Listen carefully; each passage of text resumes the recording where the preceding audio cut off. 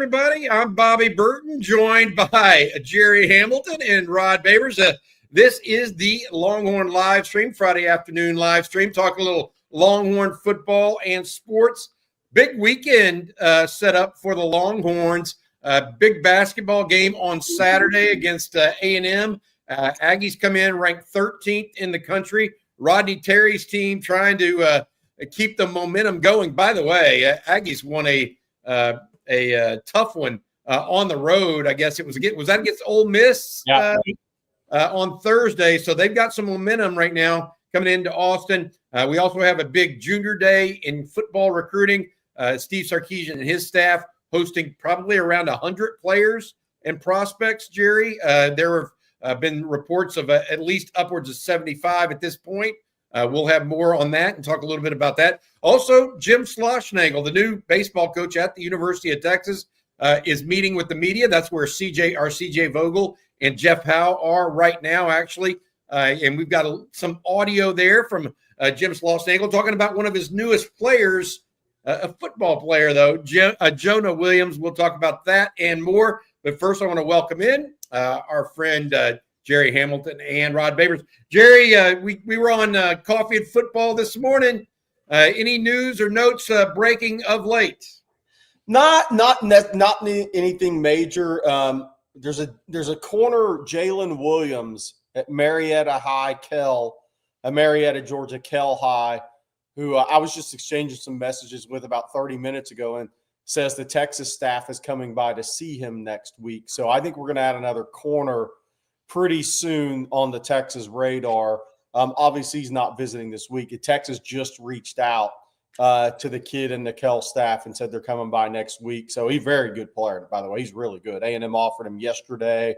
He has a number of SEC offers. Georgia's not offered, but they're like Texas. They don't have to as early, right? They can chill, and then boom, here comes attack dog Kirby when it's time.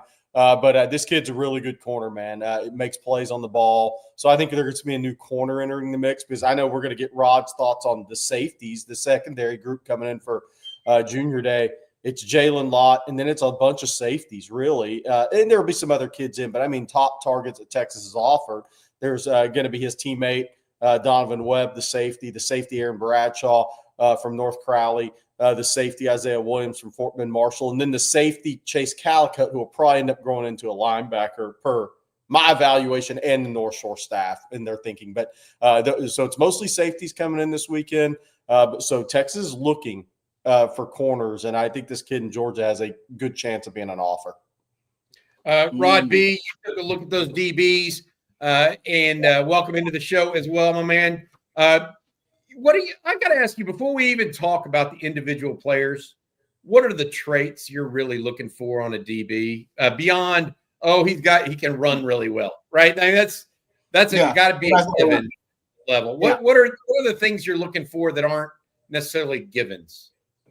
I like hips. I like fluid hips, smooth hips, guys who can turn, change direction really quickly. So that's important at the DB position. You're constantly going to be changing directions, constantly opening your hips, flipping your hips. So I like guys who can do that in a kind of seamless manner. Also, I prefer guys who have really kind of natural instincts at the defensive back position and depth, and that gives them a little versatility usually when they're just natural athletes back there. So I like versatility in the back end. I've talked about them. Glad Texas is going toward versatility in the back end. It helps to have ball skills, but as you guys know, even with me, it's not always a deal breaker necessarily a guy with ball skills, depending on how you want to build your secondary. I like length, like guys with long arms. That doesn't necessarily always translate to height, but I like guys who are longer athletes. And you can kind of see that, just kind of longer digits, wingspan, arm length, that kind of stuff. That always translates to me in the defensive backfield. Something else I look for is the burst, getting out of breaks, in and out of breaks. Some guys are violent getting out of their breaks, in and out of breaks. Some guys kind of do it casually. I like guys who kind of violently getting out of their breaks, and they do it with intent to get downhill or get to a target. I think that's, to me, are some of the things that I look for, no matter what position they're playing in the secondary, things that I think will end up translating no matter what position they end up at. Right now, recruiting good-looking athletes, safety, and Jalen Lott, I know he's not a safety, but he's a corner. He's also a really good athlete that I like, that I got a chance to watch on film. I think, honestly, he's a guy that I'm not sure if he's playing DB or wide receiver. It seems like he likes playing wide receiver more than he likes playing DB, but those flexible, fluid hips I talked about, he's got them on the few snaps that I got a chance to watch him playing defense. Also like the fact he's one of those athletes you don't see a lot of wasted movement. Whether you watch him on offense, whether you watch him as a DB, very little wasted movement. Just tells you he's one of those guys that's an efficient athlete. Just talking about the way that their body moves and the way that they play the game of football. A lot of got wasted movement. Trust me, as a defensive back, that can mean the difference between you getting there when the ball is there at the catch point, or you getting there a little bit too late to make the tackle. So I really liked his game. Just not really sure if he's going to end up playing defense or not. As a safety, Donovan Webb is really impressive. Talked about him, Jerry. I classified him as a ball hawk. I put my secondary guys in 3 categories. He's a ball hawk. Guy can make plays on the football. He's great in contested catch situations at the catch point, contested target situations, coming away with the football or being able to deny the receiver the ball. In range, something that's, if you're looking at a safety, you want range. You want a guy that can kind of play sideline to sideline if he needs to, being able to read the quarterback, being able to get sideline to sideline, whether that be in the run or whether that be in coverage. Donovan Webb definitely shows you the ability to be able to do that and play the run from depth. You're going to be a safety. Not only do I need the range, it shows that you can defend the field, the horizontally and vertically, but also I need you to be able to get downhill to play the run, because a lot of the times you got safeties, you want them at a certain depth to deter the pre-snap diagnosis of the quarterback, right? I'm taking away something pre-snap just by the formation, the alignment alone, but I'm gonna still need you with your intention to get downhill, get in the box when the ball is snapped. If you read run, you got to do that with a precise angle to the football. Because if you don't, there's no point in you coming downhill. We've seen guys come downhill for Texas at times in bad years with bad angles to the football, missed tackles. That is an art form, guys, because I don't know if there's anything harder if you end up one-on-one in a situation with that guy. He's running downhill, you're running downhill from the safety position and having to adjust your angle by running that alley. I think Donovan Webb's one of those guys that can do that. He's an excellent punt returner, which kind of shows his change of direction. He's got that ability to change direction really well.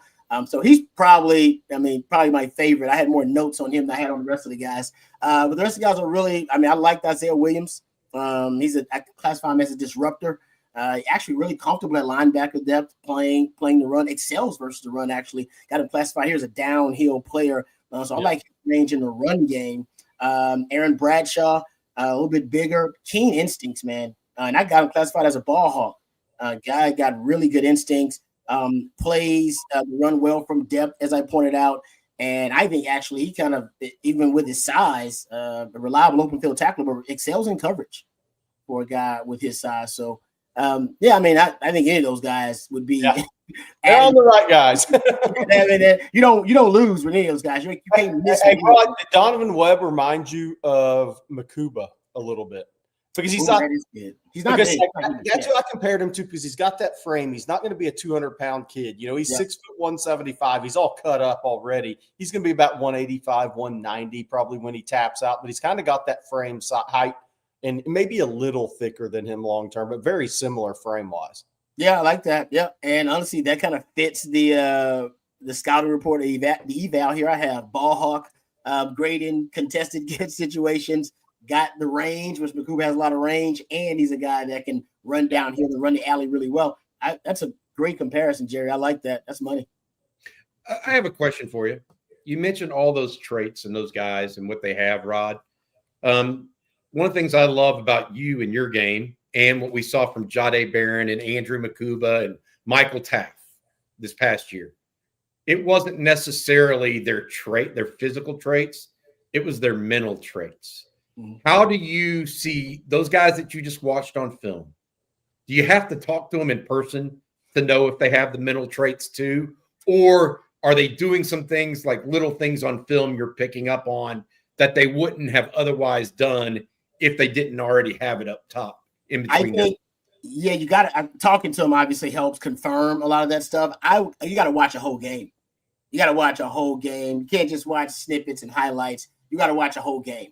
You need the bad cut. You need the bad cuts as well as the good cuts. Yeah, exactly. You got to watch the whole game. You need the entire sample size to be able to try to at least diagnose, the football acumen and what they're looking at down and out, what they saw in that previous down on a very similar formation and what they see now. Though, do they learn throughout the game, right? Are they actually adapting throughout the game to the principles? You can tell if a guy does film study just how sometimes they jump routes or they'll jump a concept. You go, man, he couldn't have seen that unless he saw the clues prior to that, and that confirmed his film study. Janae Barron, I talk about being a football investigator, that kind of stuff. So I think number one, I got to watch an entire game, the whole game, and yes, being able to talk to him. I mean, you can tell if somebody knows ball, sitting down and talking to him. What do you see on this play? What are you looking for pre-snap in this coverage? What are your keys in this coverage? Those types of things. You can actually learn a lot from a young man just sitting down talking to him for 15 minutes about ball, especially if you've watched the entire game that they played, and then I'm sure you'll have questions. So that's how I'd like to do it, be determined. Because when I watched Texas play, that's how you can tell, man, this secondary they were buttoned up, and in terms of their football acumen, their football intelligence, they were playing. Everybody was hive-minded. Everybody was seeing the same thing, reacting to the same thing. Everybody had the same, everybody had the same progression and reading their keys in coverage. Because every now and then you'd catch Texas, it's called a busted coverage or a guy that missed in assignments. Because busted coverage to me is kind of like, man, it was, multiple guys on different pages. It's very rarely you saw Texas with either busted coverages or a guy just with a missed assignment back there in the secondary. That just shows me the football intelligence of that group. And trust me, I didn't find a lot either. I would have been telling you guys about it if I did. So watching the game, you got to be able to sit down and watch the entire game and then watch that one player and how he reacts in every situation in that game. Hey, I want to say this. I liked, and to the Rod's point, and I know he'll talk about this. For some people on the chat probably saw the interview and they didn't. I really like Caleb Chester when I went to see him in person. Yeah. And then you listen to the Marshall coaches and what they tell you that see him on a day-to-day basis, right? Because we don't see these guys on a day-to-day basis. But really what put me over the top on Chester, saying this guy's going to outperform his mid 3-star ranking, was when he was sitting there explaining play to play on his clips to Rod that day. I was like, this kid sounds like a coach right now. Yeah. He was literally walking through every play. Every play. I asked him to do one, Jerry. I asked him to say, hey, can you tell me what you saw on this play? Because I was just curious about it. And he was like, you want me to do all of them? I can do all of them. Like, he wanted to kind of go through every play, what he saw, what his keys were, what he saw pre-snap and post-snap. And that just shows me, I mean, the guy's got a hunger for football knowledge. He's a student of the game. And I look for those guys who are students of the game. They're constantly looking to learn. They consider themselves to be always, in a classroom in terms of football. Yeah. I'm always learning. So, yeah, I mean, I was really impressed. I've actually a couple of guys that we've talked to, I've been blown away early on that they're advanced. They're a little bit more advanced than I was in terms of watching film. Was Zealous Hicks one of those guys? Because I wasn't there for that interview. I knew he came on with you guys though. He was excellent. I mean, you can tell he's an old soul. I got old souls, guys who they grew up in football households. So not only do they know the terminology and the lingo, but you can tell that those guys, they studying film to them, it's not even a session of studying film. That's what they do. That's part of their upbringing. It's programmed into them now. The way that he was like, oh yeah, he's like, I do self-analysis and self-evaluations. We do those after every game. Do those in the off season. You know what I mean? So he was deep into it. And I think Texas looking for football IQ. Sark talks about some of these things they look for. Like he likes players from championship programs and I think he likes them because championship programs, they weed out weak football character, or they rehabilitate it. Yeah. Right. So if you got weak football character, you ain't gonna last in some of them programs, that we talk about, Duncanville's and Westlake. You ain't gonna last in them programs, or you want to send in those programs. You just get weeded out, all right, by strong football character. And so he likes that because then I don't have to do all the work when they come in here. He said he likes two-sport athletes because I think he likes the upside of multi-sport athletes because they haven't focused in just one sport and they just like to compete because they're not obviously elite in every sport they play, but hey, they just like to get out there and compete, and so they're not afraid to. And also, more of these guys are team-oriented guys when they're playing other sports, right? Because they don't need to be the star every time. Like, no, I know how to be a role player. If I got to do that, I know my role. I can do that because they love playing sports and they love competing. And I think also you're looking for guys with high football IQ. I think now they're looking for it instead of having to come and teach all of these guys, kind of the basic football fundamentals and basic knowledge and logic of the game. It's like, no. I'm getting guys who are already smart football players and they have football acumen. And we just got to add on to it. And we just have to increase that in football intelligence when they get on campus. So I think that when Jeff Banks talks about the signs they're looking for, I think those are some of the signs too that they've said, no. These characteristics, we like these. No, they're not deal breakers, and every guy doesn't have to fit that, all that criteria. But I do think those are data points that, for Texas stand out, no question. Hey, Bobby, I know we got to move on, but that led me to one more thought. It was something that, look, no matter what people think of what went down, and I get it, I'm not defending or anything like that. I'm about to bring up a name that's not popular. I was at a camp. A satellite camp in Art Briles when Art Briles was the head coach at Baylor. And that guy could evaluate quarterbacks as well as anybody. And he was talking about, off the record, he was talking about Jarrett Stidham, who was coming his way. And a high school coach asked him about Stidham. He said, look, I want my quarterbacks to be multi-sport guys. I want them to be a leader on a football team. He said, like, Jarrett Stidham's like the 7th best player on his basketball team. So he has to be a teammate when he's not the best. And then when he transitions back to football, he's got to be the leader. He said, so he has to meld his way into a team as not the star player. And he has to kind of not be the leader of that basketball team, but be a teammate and learn what it's like to be a teammate when somebody else is the leader. But then when it gets back to football, you're our leader. You're our quarterback. He said he loves kids that played multi-sports. But he loved guys at times at the quarterback position that maybe their secondary sport wasn't their best sport. So they had to kind of be the guy that watched somebody else lead and learn from that to help their leadership. I just thought that was an interesting way that he looked at some of those quarterbacks. Love that. The whole intangibles piece between the ears and what they bring to a table matters so much. We've seen Texas with plenty of talent before, but not necessarily execute like they have the last 2 years. And that's a big piece of it. Jerry, just to tie this up, as we're talking about these DBs, all of those guys expected to be in Austin tomorrow. So Jalen Lott, Bradshaw, Webb, and Williams, all 4 of those guys expected. Yeah, the only one that's iffy, I think, is Aaron Bradshaw. But the other guys have already 100% confirmed they're in. Somebody around North Crowley said they think Bradshaw's coming in. There's a chance one of those kids won't show up. Transportation, girlfriend fight. I've said it all. Something happens, right? But I think all those guys will be there tomorrow. All right. We'll get y'all's questions in next. That's going to be the next segment. I'll also hear a little bit from Jim Schlossnagle, the Texas baseball coach, is holding a media availability. But first, I want to tell you guys about one of our newest sponsors, and it is homegrown, so to speak. Are you an avid fisherman who's always searching for the right supplies?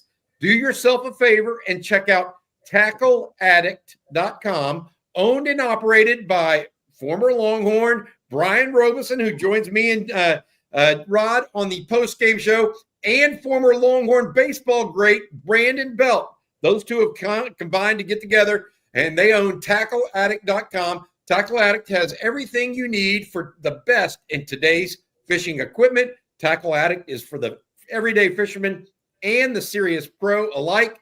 Get their products shipped to you directly from the shores of Lake Sam Rayburn. That's Tackle Addict, ADDICT.com. Brian and Brandon say hook 'em to everybody out there. All right, guys, good stuff there. TackleAddict.com. All right, we got to hear Jim Schlossnagle. Before we get to the questions everybody's got in the queue, and I know Matt, our producer's got those lined up.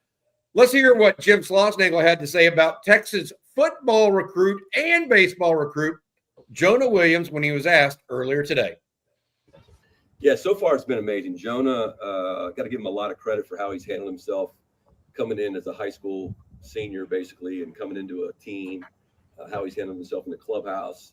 He speaks up. He's not afraid to be assertive, but he's also he's really funny, and our guys love him. But he hasn't healed yet. You know, he had that broken collarbone, I think the 6th or 7th game of his high school season. And so that bone is not fully healed yet. So I haven't got to see him do anything but run. He can really do that. He's been in the weight room a little bit, but I have is he a pitcher? Is he a position player?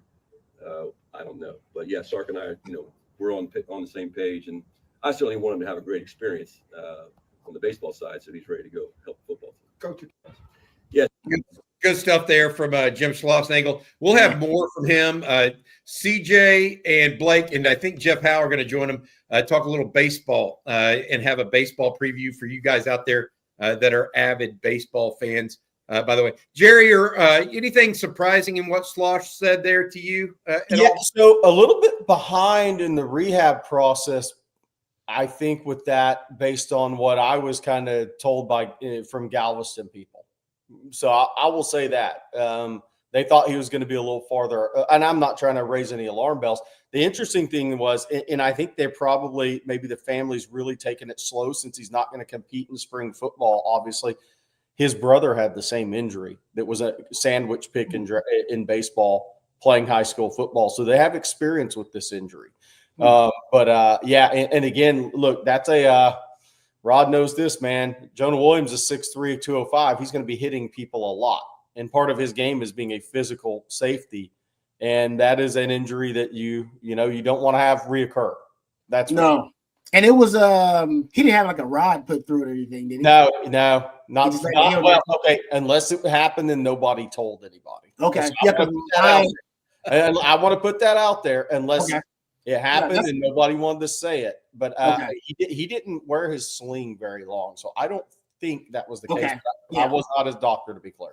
Okay, yeah, I just want to know because I broke my collarbone with the Lions, and they put a rod through it, and that took a little bit longer, but it was supposed to make it more stable, right? Bring more stability to it. Listen, I saw the guys. I remember when Jerry told me first, texted me like, "Hey, you got to watch this guy's film before he committed." And I believe I told you, I said he can win the Thorpe. Like, that's how good he is. I like a lot of the DBs. I think they're great. I don't say that about a lot of guys. That dude can win the Thorpe. Like he's that good. I was laughing. I wasn't laughing at Rod. I was laughing at Matthew because he made me crack up with that. Jerry's not a doctor. I just want to say that. None of us are. I'm not telling you what's going on. You know what? We should ask Dr. Brett Robin. We should text him and ask him. That's exactly who we should ask. Specialist. He'd know. Yeah, he'd know. Barry a Longhorn. Let's get to some questions now, guys, if y'all don't mind. Barry a Longhorn. Bobby, what's the latest with the potential addition of the OSU defensive assistant? You're talking about Lealon Clark. He's really an on-field guy now that they allow it, but he's not one of the 10 main assistants for Ohio State, and he wouldn't be one of the main guys for Texas either. However, now that the NCAA is not mandating a number of assistants you can have, Texas is going after and talking to a number of different people right now about potential positions with the team. I do not have an update on that. Chip Brown said that Texas had talked to him a couple times. That was as of earlier this week. I will say this. He's going to probably have an opportunity to stay at Ohio State too. So we'll see if anything comes this way about it and be on top of that for you guys as well. Mav 12. Hey guys, do y'all think Texas will pursue Keyshawn Henderson, or is he locked in to play quarterback at Houston? This is the guy out of Legacy Sports Sciences down in Houston, Jerry. Played in the game down in San Antonio, I believe, right? He wants to play quarterback, and that's the whole deal. And I'm not saying he can or can't. I think he's a very talented athlete, but he's locked into playing quarterback. So obviously that's not going to be at Texas unless Diabella waved bye-bye to Sark, which we don't expect to happen. Yeah, and Diabell's supposed to be in this weekend as well. Yeah, he's flying in today with his family. Nice. Yep. All right, Kevin Waugh, how would this 2025 team look if a fourth-year Quinn was coming back as the starter and Arch Manning never ended up at Texas? What do y'all think? Quinn Ewers coming back a fourth year? Does it bring back – what about the O-line? So only one starter? I don't know. I don't know about So, that. well, my first thought is that means Texas would have been going to Athens next year with Arch Manning as the starter at Georgia. Oh, that's true. They probably finished second, didn't they, Jerry? Yeah, it was going to be Alabama from everything I was told, but this probably surprises the chat. But what I was told was that when Archie Manning called Nick Saban to say, how long are you, or will you be there all 4 years or 5 years if Arch were to go there? Nick said, I can't give you that guarantee. Yep. I think it was Texas Bama, at least in some of the people's mind there around it. Yeah. Nick Saban, the GOAT in many ways. If that's truly what he said. Well, you don't want to get on the bad side of the first family of football, do you? No. But Nick Saban would be the one guy that possibly could. This was the first coach. Hey, you know when I heard that story, that's when I knew that Nick was, and that was before he announced his retirement. That's when you knew Nick was already seeing the end. Yeah. He's thinking about it. Yeah. Yeah, he's thinking about it. Yeah. He's probably ruined the fact that he gave up the opportunity for it. Actually, that's what made him go into retirement. Artistically incredible. Wow, that is quite the username here. Why did the majority of the 22 defensive class not make it at Texas? Only Burke and Gilbo are left. Jerry, take a look at that 2022. I'm pulling up right now because I don't want to be. I know what he's getting at. I mean, like Justice Finkley just left. Dre Bledsoe just left. There's been a number of guys. I'm pulling up that defensive class. I'll read it out to you guys in a second. If computer 2 will get moving. Okay, so that class, Terrence Brooks, obviously, Justice Finkley, B.J. Allen, Jamon Tapp, Jalen Gilbo, Christopher Ross, Larry Turner Gooden, Jure Bledsoe, Austin Jordan, Aaron Bryant, Zach Swanson, Derek Brown, Ethan Burke, Travell Johnson, Xavion Bryce were the defensive players. He ain't lying. Wow. He ain't lying. Let's just eliminate the artistically and just say incredible for this guy's handle because he's right. That's a great chat. Why? Look, I think it's two if not threefold. I want to say my theory first before recruited over. Yeah, that's right. That's what was going to be one of them. And 2 was they missed on some guys. And I think the third thing is some of those guys committed maybe as Big 12 type of a linebacker that really weren't going to be the SEC type of linebacker Texas was ideally looking for.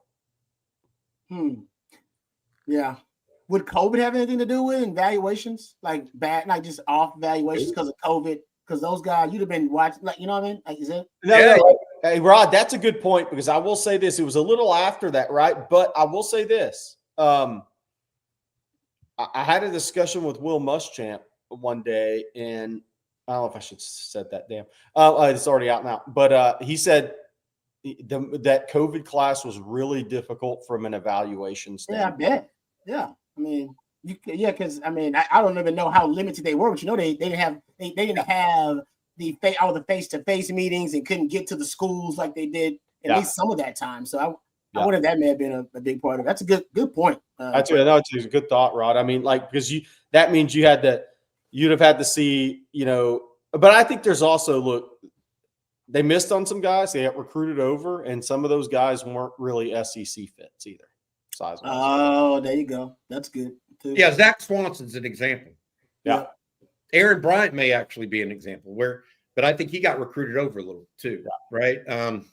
We'll see. Hey, Jerry, people asking about this one. News on the linebacker, Brucey asking this one. News on the linebacker, AJ Tuatelli, that decommitted from Washington State. At one point, he was still lined up for an official visit to Texas this weekend, but we had heard he might be making it to UNLV instead. Any firm update either way on that? We know he visited USC last weekend. Yeah, no firm update, but by me not getting word, I'd be surprised if it's Texas. That he visits this week. Now there's one official visit weekend left before signing day. which is we have a reason to talk about the second signing day. But the thought is he's going to end up at USC, but we'll see what happens. Okay. Dan Mullen, obviously the new coach at UNLV, trying to make a late play there and get some positive momentum. We'll see whether or not Texas stays after AJ Tuatelli as well. Another guy that we need to talk about, Bobby T.D. Brown is asking not only about, and I see it in the chat to a number of different people, not only about the offensive, the center at Notre Dame, but also the offensive guard. Pat Coogan, I think, is the center's name. I can't remember the guard. I don't have any knowledge right now. I can't confirm yes or no whether or not Texas is recruiting any of those guys. They're also, I will add this as it relates to the portal. We're narrowing in on that window, that 5-day window that Texas just went through for players to go in the portal. Well, Notre Dame and Ohio State have that same 5-day window. Well, their season obviously ended on Monday, so they've got until Saturday. Yeah. So they're jumping in. Those two teams, guys, are jumping in the portal a little bit. One of the names that's out there right now as contemplating the portal, apparently, Jerry, is Carnell Tate, the wide receiver for Ohio State. And he was a freshman at Ohio State, broke into the lineup, got some time. I will add this. Emeka Ebeka also announced that he is entering the pros. That is the all-time leading receiver at Ohio State. So if Jeremiah Smith is back and Carnell Tate chooses to go somewhere else, Ohio State's going to have to break in everybody new at receiver except for Jeremiah Smith. What do you think of Carnell Tate in that receiver group, Rob, overall? I want to say this on the Tate stuff. I put this in until something actually happens. I put him in the Kenneth Grant, Mason Graham category. Yeah. But I look, if he does, watch out for Oregon. I'd say that. Yeah.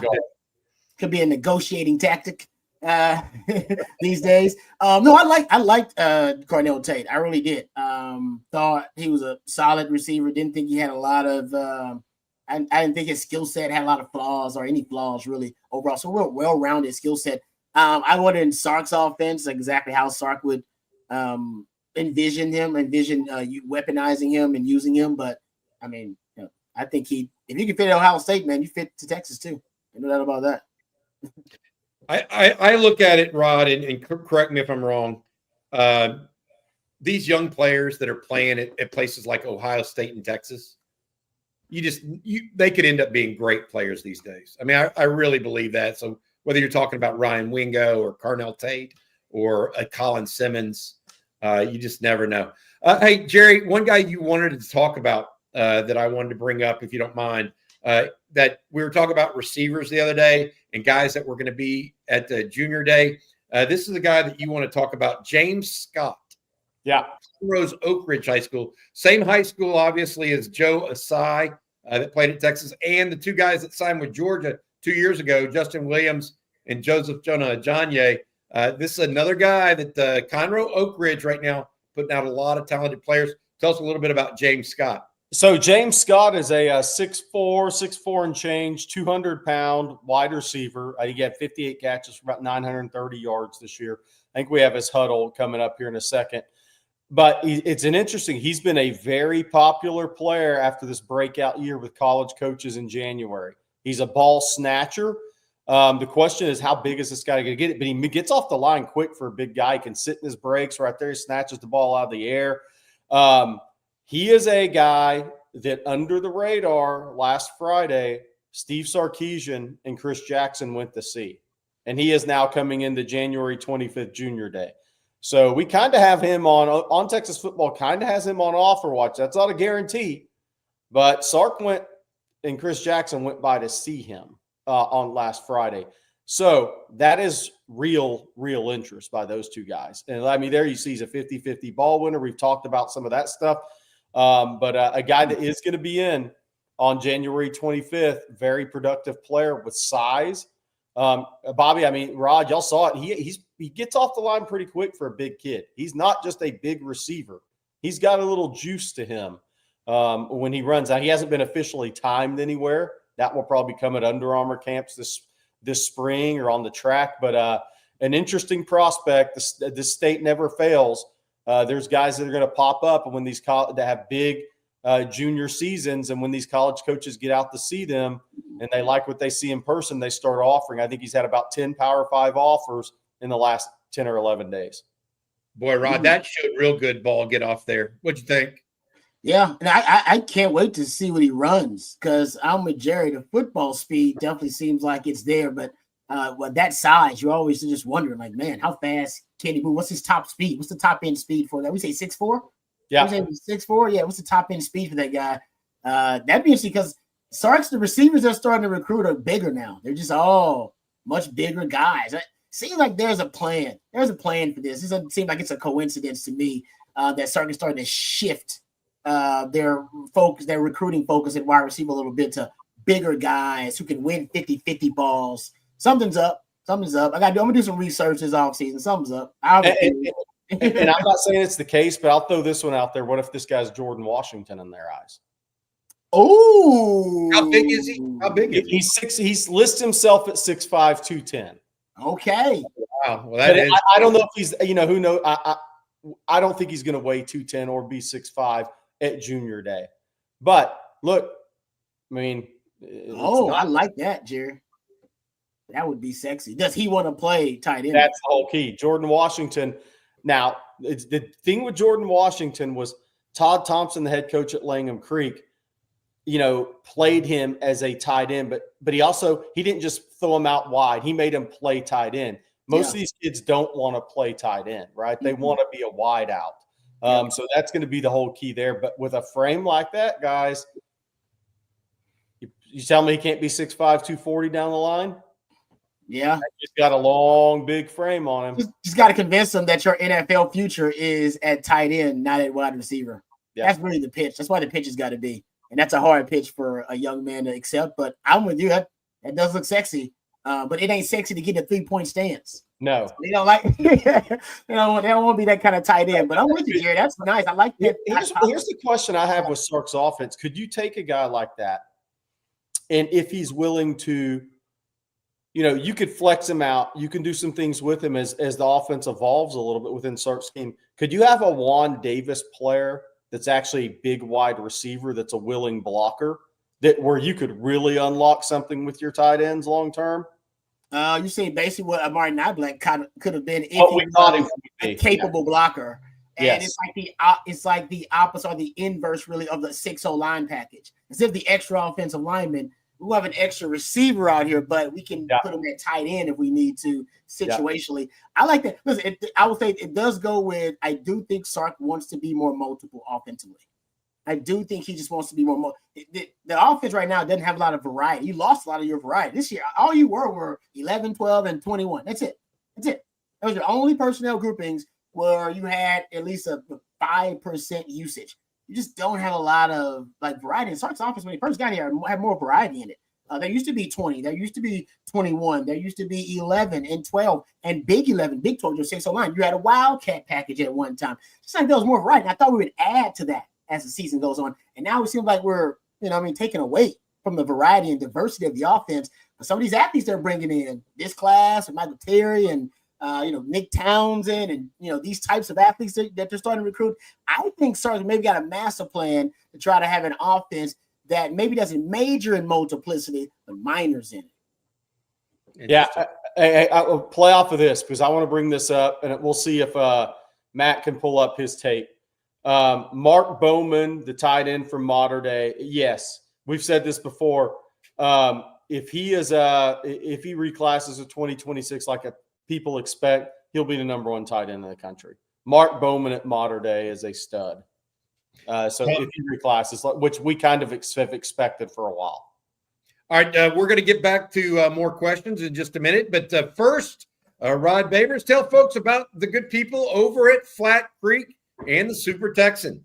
Oh, it's my pleasure. Actually, when we get done, I might jump on some Super Texan. Actually, it's the weekend already. You might start celebrating a little early and celebrating with Flat Creek. And trust me, folks, it's a great way to do it. Flat Creek, did you know the most awarded wine in Texas is actually there at Flat Creek Estate Wine? That's right, folks. And actually, it's just minutes from downtown Austin as well. They've won so many awards, award after award, for their vintage wine, Super Texan. It's amazing. My mom loves it. My mother-in-law is a big fan of it. My wife's a big fan of the Super Texan. They have it at your local Specs. It's also, they have a great display at your local Central Market there. So the word is getting out about Super Texan, also about the premium wines there produced by Flat Creek Estate Winery. Not only do they produce some of the best wines out there, I love their Pinot Grigio is really good. Their Rosé is fantastic and refreshing. They're also a fantastic venue, a gorgeous venue with barbecues and wine tastings every single weekend. Perfect for a day date with your significant other or a weekend getaway with that very special person in your life. That's Flat Creek Estate Winery. Go to flatcreekestate.com. You can check out their selection of all of their wines. You can also book a reservation to get out to Flat Creek Estate Winery and enjoy the ambiance of that great venue there. That's flatcreekestate.com. Thank you very much for sponsoring our Friday live stream and for being a part of the On Texas football family. Thank you very much, Rod. Appreciated that. Let's get back to some recruiting questions with on the eve of a big junior day for the Longhorns. Justin Yarbrough is asking us to go back a little bit and talk about the one recruit that didn't happen. He asked, what went wrong in the Riley Pettijohn recruitment? That's the linebacker out of McKinney. He was on the Texas board, it seems, until his official visit. After that, it all seemed to go downhill. Jerry, your take on that situation, because what Justin's saying is accurate, right? Well, I think, look, I the reality is Texas had other guys ahead, and I think that, didn't go over well. Look, the top two linebackers for Texas in that class, the guys they wanted were Elijah Barnes and Madden Faramo. And they got one of those guys, and they really liked Jonathan Cunningham as well and took him. You weren't going to get all three of those guys, but, I think that was kind of became known. And that's okay. I mean, Texas got Elijah Barnes, and they went all after Madden Faramo, who they thought was a great player too. And the reality is they had those two guys hired. Yep, it happens. This one from Jackson Miles. What are the pros and cons of national-based recruiting versus regional-based recruiting? One of the things, Rod, that we talked about this morning, Texas and Jeff Banks went out to Charlotte yesterday and had a field day. He was handing out offers like Girl Scout cookies. 4 offers in North Carolina yesterday, new scholarship, all to defensive linemen, by the way. Jerry, your pros and cons of national versus regional-based recruiting, in your opinion? Yeah, so look, here's the thing for me. I used to be all in on – I used to be Mac Brown, in-state recruiting. But where things really have changed for me is – a lot of kids have moved into this state that they didn't grow up UTA&M kids, right? A lot of kids are leaving the state as well. You're never going to keep all these kids in. It's too transient nowadays. These kids go around. They see too many places. There's kids moving in. Atlanta area the same way. If Kirby Smart gets 6 out of the top 10 in 1 year, 7, it is a great year. You very rarely are going to keep all your guys in state, and it's just not going to happen. Florida the same way. So look, I think that you have to recruit your state, number one. Recruiting always starts at home and then goes from there. And one thing I'll say about this staff is, yes, they want to recruit nationally, but Bobby and Rod, I think y'all both agree with this. If there was an A1 in their mind, in their evaluation, if there was an A1 player at every position in the state every year, that would be their number one target. Now, if you're signing 4 defensive linemen in a class, if you don't have 4 A1 guys, in your opinion, then you're going to go out of state. If there's not 4 A1 guys in state, and that doesn't mean you don't make mistakes. Some kids don't become better. I thought Texas missed on Chase Sims. I thought he should have been an early guy last year. And then they tried to get in after he's committed to A&M, and I think it was tough. But look, if you don't feel like these are at one position, if you're going to take 40 linemen and you don't think you see 4 defensive linemen that are national championship caliber guys, the guys you need, then you're going to go out of state. But I think the toughest thing now, Bobby, to me that's changed is you don't have as many days on the road as you used to have. by NCAA rules. I mean, I don't know how long that's going to last, but and with the calendar, with portal and everything, there's just not as much time. And how much foot traffic, how many resources can you really put into?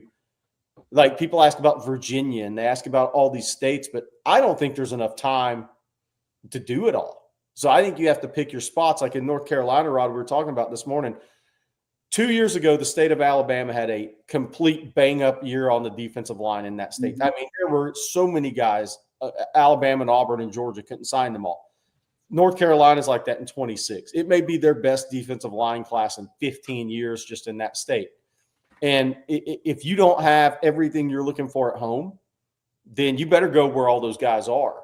And I like that Texas is out in North Carolina. Now you have to battle Georgia, Clemson, and Tennessee, the traditional schools that have won in that state outside of North Carolina for those guys. But I think you got to go where the best players are, and that's what Sark's doing in their mind.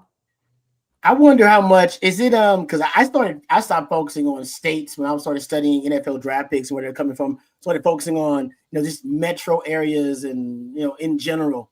And you can see that with Texas, right? That having that market share in DFW, monopoly share, if you will, in DFW, Houston. And it's like, you know what? We can't own the state anymore. As Jerry said, that's antiquated thinking, man. You can't own the state in the new era of college football. But I can have market share. I can have a strong market share of Houston and DFW in my backyard in Austin. And man, we got to get to the Atlanta area. And you can make those metro areas as large as you want to when you're recruiting. Like, nah, we're gonna branch it out a little bit here. And then you hit, Phoenix has got the hot spots, and then you talk about places in Virginia there, and there's a place in Carolina too.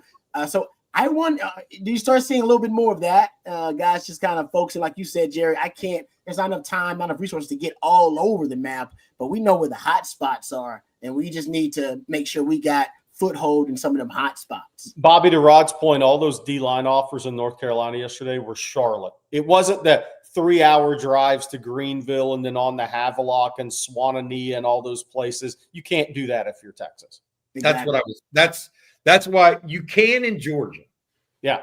But if you can choose to do that a couple of places, right? Maybe Georgia and Florida. Savannah to Jacksonville. Right. But that's what I'm saying. You can do that in a couple places. The rest of them have to be metro areas, Rod. Yeah. You can't go up in the middle of nowhere. Like, even if there's a great player somewhere in the middle of Illinois, it's hard to do that if you also have Atlanta and Georgia and Florida. Yeah. You can do a city, but going out into East Texas, for instance, for some people, it's really hard. They bypass it. Not Texas, obviously, but teams coming into Texas. That makes it more difficult for them. They'll do it for great players, though. Don't get me wrong. Great players, they'll go anywhere for them. But that's something that you watch. The biggest thing for me, the biggest strength of going national / highly like leverage regionally, so like all the way into the Carolinas from Texas, is the quality of player you can pick from. Mm-hmm. I mean, more shots on goal, bud. Yeah. There may be, I'll give you an example. There may be 3 defensive tackles in the state of Texas right now in the class of 2026. They're going to play in the NFL. Well, if you take Texas and go all the way to the Carolinas, there's going to be 15. Yeah. You get more shots on goal. Mm-hmm. That's and now other people are going to take those shots too. Don't get me wrong. And you're more likely to land one from Texas. But that's the biggest piece for me, especially when you're trying to compete at a national level. And to Jerry's point and your point, Rod, you're not necessarily dominating the in-state guys anymore because of how many people are moving to Texas from all over the country. Right? Yeah. So, by the way, people always ask. I want to say this: of all the areas I've been to outside of your major, Atlanta, I think is number 1 in the country right now. I think DFW is probably 2, and South Florida is still 3. The one area that had a lot more young players than I gave it credit for, I knew it was talented, doing this nationally for years, but the Savannah area is off the charts per capita right now. If I'm Texas, I'm spending time in Savannah. Okay. Also outside that, some of those kids will leave UGA. They'll leave Georgia. And, that's been a hot spot for Florida when they're really good, and we'll see if it turns out again. But I'm here to tell you that Savannah area is loaded with kids right now. Not a high population area either, by the way. South Georgia. All right. Hey, guys, let's go to this one. Jerry, Bobby, Rod B. This is a fun one from Ryan Nelson. Thanks, Ryan. Rank the top 5 players on this roster. For me, it's Colin Simmons, Ant Hill, Arch, Michael Taft, Trey Wisner, Cedric Baxter if he is healthy. Wingo will probably be by the end of the season. Top 5 on this roster. That's good. That's a good question. Yeah, Colin Simmons is definitely there. So that's easy. And I'm with you on Anthony Hill. Love his versatility on the outside there. Man, I'd put Wingo in mine. I love Mr. Wingo. I just think Wingo, I think he's going to be a star. Arch is in there, so that's 4 for me. That 5th one is so tough. I guess I should just put Michael Taft as an All-American coming back. So it's disrespectful for me not to put him there. Yeah, I guess I'll go. Yeah, I'm going to go Taft on that one. Those are my 5 I'm looking at right now. But CJ Baxter, yeah. I mean, see, I wanted to kick Taft out and put CJ Baxter there, but CJ Baxter was hurt last year, and I feel bad about that. So you'll just disrespect Taft like everybody else has. I know, exactly. You know what? I'm going to keep disrespecting Taft because that's what he thrives on. He feeds on the disrespect. So I'm going to help you out, Taft. That's right. That's right. Leave him. Yeah, I mean, look, I think Simmons is number 1. And where do I go after that? I don't know if I agree. I know. But Simmons has proved it. He was a freshman All-American. I mean, he's freshman player of the year, the first ever in Texas history. I think he's going to be the best defensive player in college football this year, in my opinion. I would have him. I think Wingo will have a huge year. I'll have Wingo. I'm actually going to leave out Arch until he proves it on the field like some others have. Okay. And that doesn't mean I don't think he's going to be really good. You just got to do it. You got to do it for me. Anthony Hill. If I knew Baxter was 100% healthy again, there's a reason Nick Saban said he was the best running back he went up against. Exactly. That's what I was thinking about too, Jerry. I was like, man, I might put Baxter there. Because he's just a 3-down player. I mean, you don't miss a guy like that until he's gone. Then every game that's lost, we'd have won that game with Baxter. But when Baxter got hurt, it's all right. Jaden Bull just fill in. I don't know. That's a tough one. That's a tough one, guys. I don't know. I'll go Arch 1, Simmons 2, Hill 3, Wingo 4, Taft 5. If you're just talking about from day 1, I'd put Taft 1 and move everybody down a spot, if that makes sense. To your point, Taft is the best player coming back at his position. Mm-hmm. Trey Moore started over Colin Simmons most of this year, even though Colin Simmons clearly was, unbelievably effective. Yeah. And hyper productive.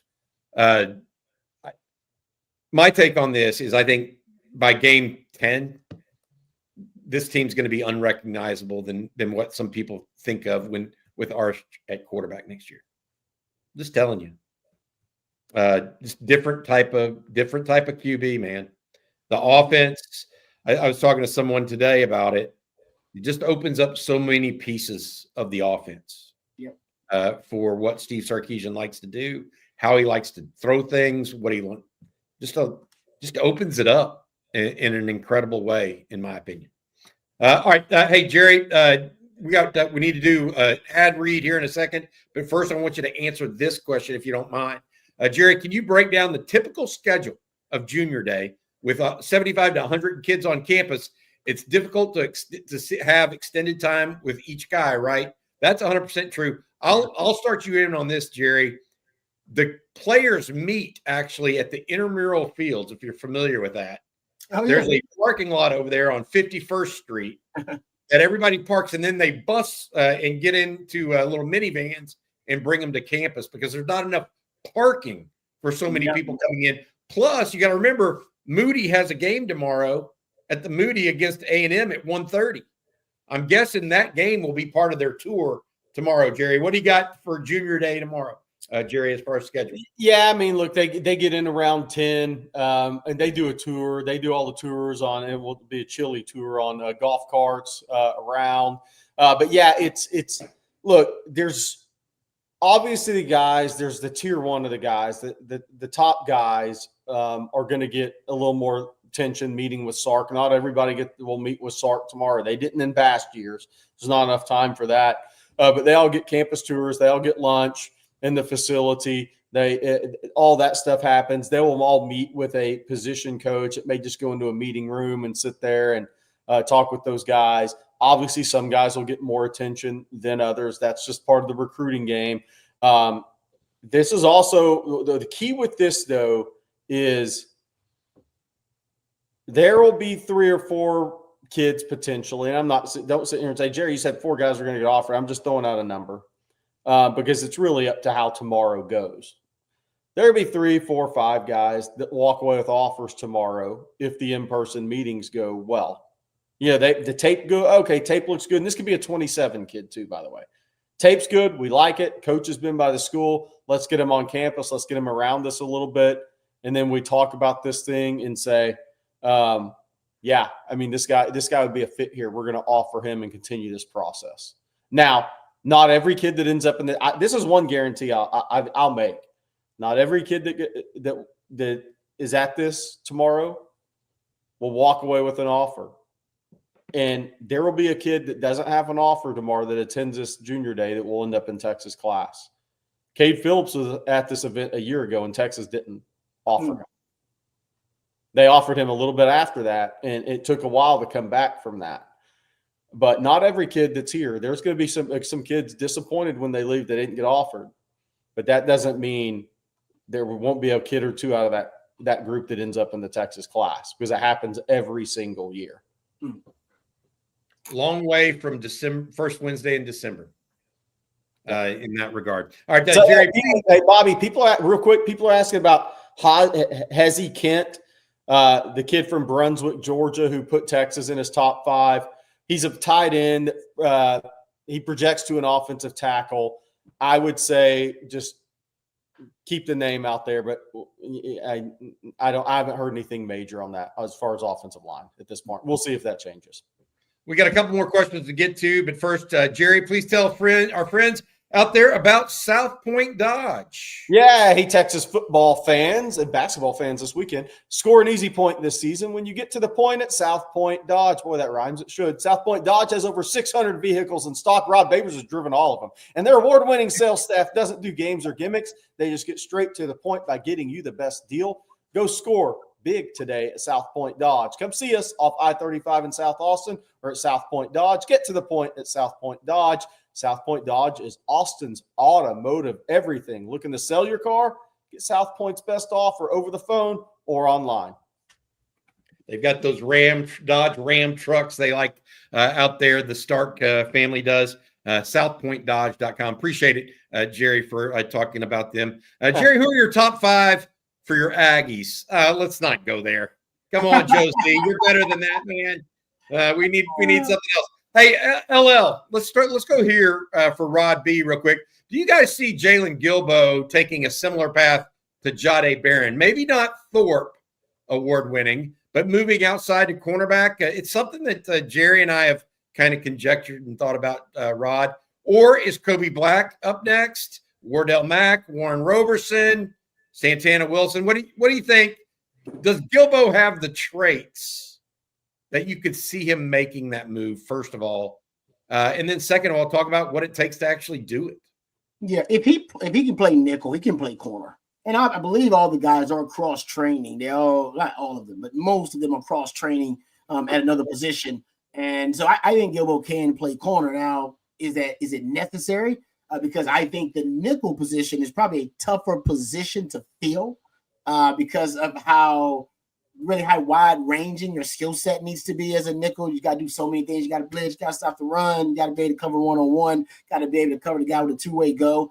So Gilbo, you can make the argument, is a little bit more valuable at nickel right now because you're not sure if somebody else in your secondary can be a coverage nickel.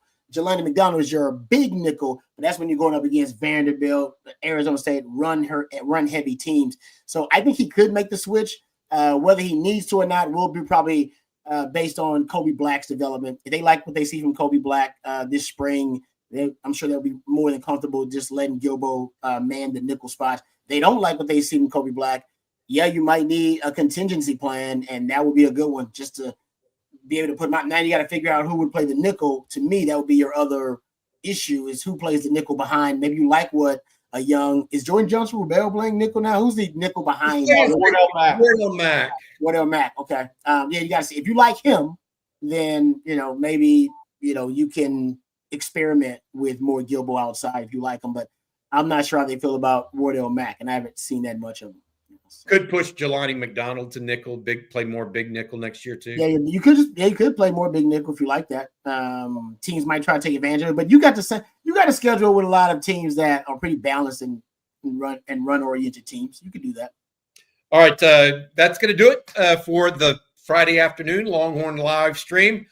Jerry Hamilton, Rod Babers, myself, as well as our producer Matt Hutchinson. Special thanks to our friends at TackleAddict.com. That's Ryan Robinson and Brandon Belt's company, TackleAddict.com. Flat Creek Estate Winery. They have been with us all year long. And South Point Dodge, the Stark family over there as well. Thank you also to Justin Yarbrough and Jackson Miles for the Super Chats. Jerry, you have something people have asked 3 times a couple of questions. Xavier Crowell, the running back out of Alabama, reclassed from 27 to 26. It's a guy Texas had offered. They liked him a lot. I'm watching Auburn with that. David Keith Williams has asked me numerous times, and I've always forgot to answer this. Davian Gross from Frisco, I believe it's Lone Star, plays running back, trains at wide receiver with margin hooks. Just not a guy Texas has expressed interest in. Really good player though. But not a guy Texas expressed interest in. He's got a lot of offers, and we'll see if that changes. Good stuff. Thank you, Jerry. And thank you to all of you, as well as our producer, Matt Hutchinson. Until next time, Jerry, you're headed to Austin, getting ready for Junior Day as well. Nice. We'll be on all weekend long. We also have a special edition tonight for baseball. CJ and Jeff Howe out at the media availability for the Longhorns baseball team earlier today. All right, for everybody out there, you guys have a good weekend. Let's hope we get some commitments this weekend and see some offers flow through. Hook 'em.